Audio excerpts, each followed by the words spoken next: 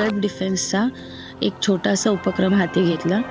खरं तर हा उपक्रम घेताना आजूबाजूची परिस्थितीचा विचार करता हा उपक्रम आम्ही केला, की निर्भया प्रकरण आहे, डॉक्टरवरती झालेला हल्ला अतिप्रसंग आहे, चिमुरड्यांवरती होणारे अतिप्रसंग आहेत. खरं तर फार खेदाची गोष्ट आहे, परंतु ह्याला कुठेतरी आळा घालण्यासाठी मुलींनी सक्षम होणे गरजेचं आहे.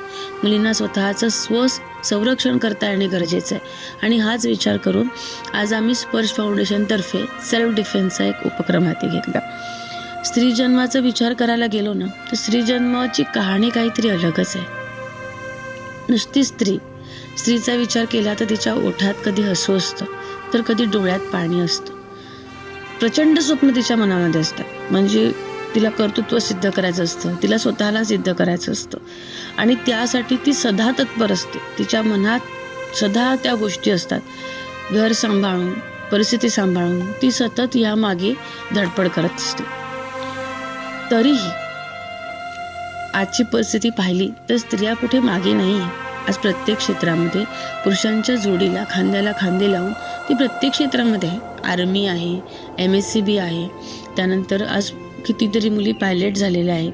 म्हणजे प्रत्येक क्षेत्रामध्ये राजकारण आहे, प्रत्येक क्षेत्रामध्ये मुलींचा सहभाग आहे. तरीही आज कुठेतरी एक प्रश्न मनात दडून आहे की खरंच स्त्री सुरक्षित आहे का?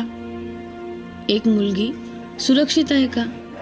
आणि ह्या प्रश्नाचं उत्तर का कोणास ठाऊक देता आलं नाही. कारण की परिस्थिती आणि येणाऱ्या रोजच्या बातम्या पाहता स्त्री सुरक्षित नसल्याचाच एक भाव समोर येतो. आणि ते थांबवायचं असेल तर ती सुरुवात ही स्वतःपासून झाली पाहिजे. प्रत्येक स्त्रीला स्वतःचं रक्षण करता आलं पाहिजे. आणि म्हणून सेल्फ डिफेन्स फार महत्त्वाचा आहे असं आम्हाला वाटलं. आणि एक वेगळा असा उपक्रम घेऊन आम्ही या वसतिगृहात गेलो. आणि खेळ कधी बदलेल सांगता येत नाही. वेळ आणि खेळ कधी बदलेल सांगता येत नाही. म्हणून कायमच तयारीत राहणे फार गरजेचं आहे असं मला नेहमी वाटतं.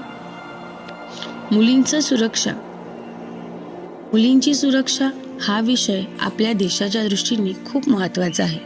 कारण आपल्या देशातील मुली सुरक्षित नाही.